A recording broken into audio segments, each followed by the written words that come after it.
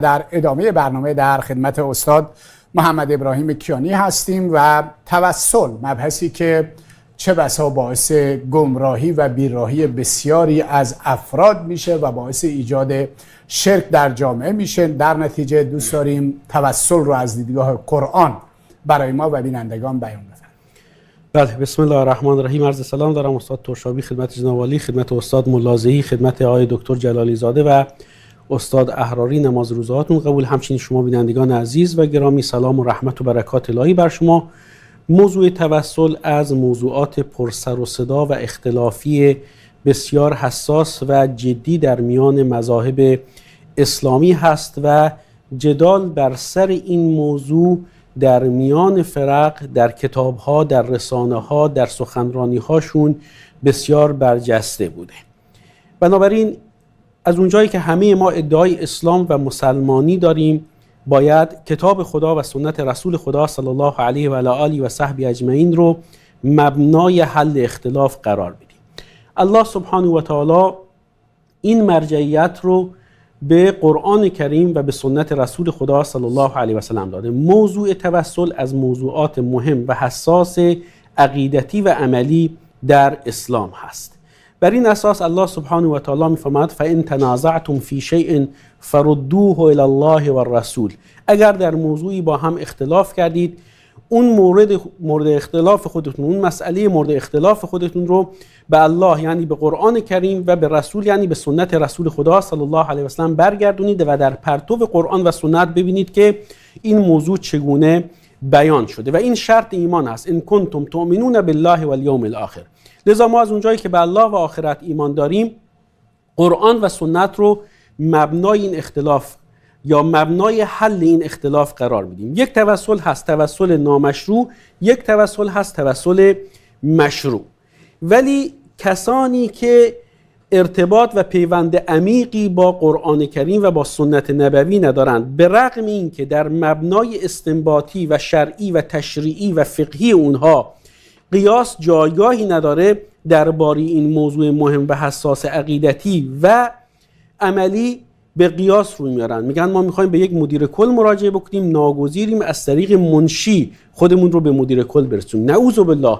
ما لکم لا ترجون لله وقارا. شما رو چه شده که اون متانت و ادب لازم رو درباره الله سبحانه و تعالی ندارید و در حالی که قیاس رو حتی در مسائل استنباطی و فقهی معتبر نمیدونید، درباره همچین مسئله مهمی به قیاس روی میارید و تازه در همین باره هم صادق برخورد نمی کنید، بلکه نمیگید که اون منشی نیاز شما رو به مدیر کل برسونه، نمیگید در دعاهاتون که این منشی واسطه خیر بین شما و خدا باشه، بلکه چه بسا مستقیما از اون کسی که شما میگید منشی، شما میگید اهل بیت، ازش میخواید که به شما فرزند بده، ازش میخواید که کودک سرطانی شما رو شفا بده. در این موضوع هم صادق نیست. اما خطر مهم و بسیار اساسی، نکته اساسی در این بین اینه که این منطق مشترک همه مشرکان در طول تاریخ بوده.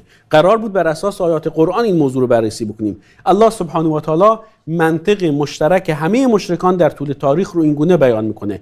آیه 18 سوره مبارکه یونس که میفرماید غیر از الله رو عبادت میکنن که این عبادت میتونه با خوندن و صدا زدن غیر الله باشه، آنچه رو که ضرر و نفعی نمیتونن بهشون برسونن. اما منطق مشرکان چیه؟ میگن ما رو و آبرویی نداریم، بلکه کسی رو واسطه قرار میدیم که او نزد خدا آبرو داره. و یقولون هؤلاء شفعاؤنا عند الله. میگن که اینها شفیعان ما نزد الله هستند. قل اتنبئون الله بما لا یعلم فی السماوات ولا فی الارض. آیا میخواد به الله اون چیزی رو خبر بدید که در آسمان ها و زمین سراغ نداره؟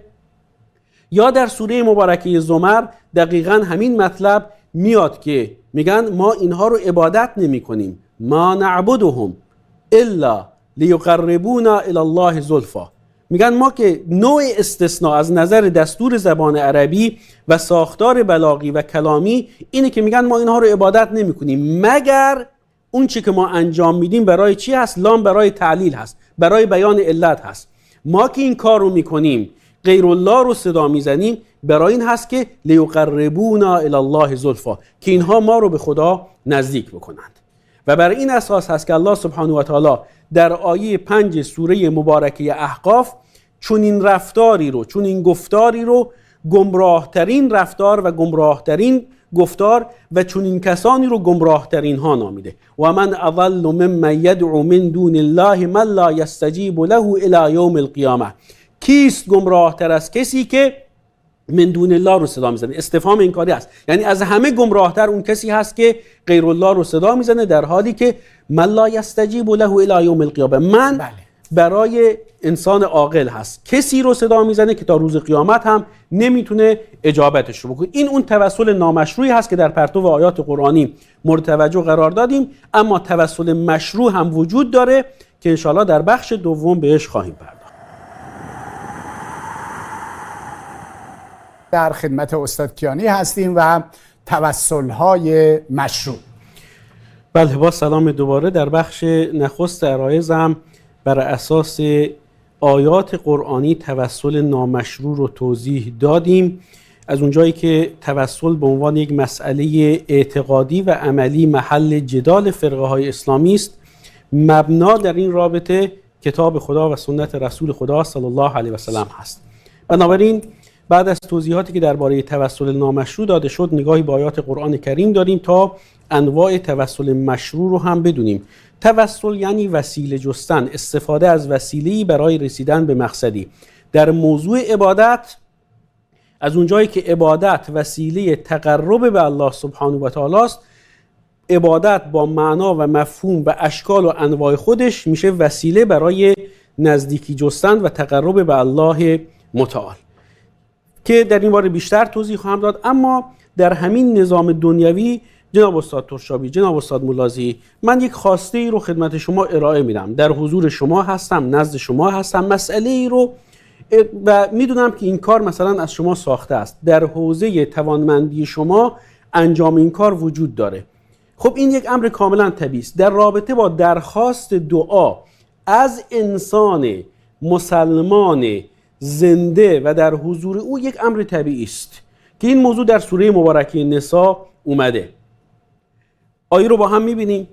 کسانی که از تخلف، کسانی که از رسول خدا صلی الله علیه و سلم و همراهی با ایشون در غزوه تخلف کردند، چه شایسته و بجا بود که نزد تو بیان تا و از الله طلب مغفرت بکنند و از تو هم بخوان به عنوان فرماندهی اونها که اونها رو ببخشی در موضوعی که حق فرماندهی تو هست و این که چون و زنده هستی حضور داری برای اونها طلب مغفرت بکن. آیه رو هم با هم میبینیم. آیه 64 سوره مبارکه نساء. شاهد موضوع اینجاست. ولو انهم اذ ظلموا انفسهم جاءوک فاستغفروا الله. یکایک کلمات 4 شرط رو نشون میده. اونها ظلمی به خودشون کردن. اون ظلم چی بود؟ تخلف از همراهی با رسول خدا صلی الله علیه و سلم در غزوه و فرمانبرداری از این فرمانده. شایسته بود که نزد تو بیان، یعنی رسول خدا صلی الله علیه و سلم حضور داشتند و زنده بودند. فاستغفر الله، خودشون طلب مغفرت بکنند. و استغفر لهم الرسول، و رسول که مرتبط با اون عمل و رفتار اونها هست برای اونها از الله طلب مغفرت بکنه. و شرط 4 و اساسی این که لوجد الله توابا رحیما، که الله رو آمرزنده، مهربان و توبه پذیر میابند. خب این توسل به انسان زنده حاضر توانای بر انجام کاری هست با این اعتقاد راسخ که برآورنده حاجات الله سبحانه و تعالی است. میریم به سوره مبارکه مائده آیه 35. الله سبحانه و تعالی در این آیه مؤمنان رو مورد خطاب قرار میده که ای مؤمنان، یا ایها الذین آمنو، ای کسانی که ایمان آوردید. آیه رو با هم میبینیم. ایمان بهترین و بزرگترین وسیله برای تقرب به الله هست. و اتقوا الله، تقوا پیشه کنید. این 1. 2 میفرماد و ابتغوا الیه الوسیله، و برای تقرب به الله به سوی الله وسیله بجویید. خود آیه تفسیر میکنه. اول گفت ایمان، تقوا، در ادامه میفرماد وجاهدوا فی سبیله لعلکم تفلحون، و در راه الله جهاد بکنید باشد که رستگار شدید. نگفت که حتی رسول خدا صلی الله علیه و سلم رو صدا بزنید. بله، ایمان به رسول خدا صلی الله علیه و سلم محبت رسول خدا صلی الله علیه و سلم جزو اعمال صالحه است که وسیله تقرب ما به الله است. علی رضی الله تعالی عنه به عنوان پیرو قرآن و سنت این آیه قرآنی رو تفسیر کرده که در نهج البلاغی که مورد قبول آخوندهاست، از باب الزام خاص ما به نهج البلاغه استدلال میکنیم که علی رضی الله تعالی عنه میگه که ان افضل ما توسل به المتوسلون الى الله سبحانه و تعالی الایمان به و برسوله. برترین توسل کنندگان به الله سبحانه و تعالی ایمان به الله است، ایمان به رسول الله است، جهاد در راه الله است که بلندای اسلام هست، کلمه اخلاص هست، کلمه توحید هست که این فطرت انسان هست، برپا داشتن نماز هست، ادای زکات هست، روزه رمضان هست و حج خانه خدا هست، به جا آوردن عمره هست و بیان میکنه که همه کارهای خوب و صنایع المعروف فانها، توضیح میده خاصیت اون رو که همه کارهای خوب، و این دقیقاً همون مطلبی هست که اهل سنت و جماعت در جدال بر سر توسل مشروع و نامشروع در ذیل آیات قرآنی همچون علی رضی الله تعالی عنه گفتن. گویی علی رضی الله عنه یکی از امامان وهابی‌ها بوده. آیه 180 سوره مبارکه اعراف رو هم با هم ببینیم. نوع دیگر توسل مشروع و بلکه عین عبادت، توسل به نامها و صفات والای الله سبحانه و تعالی.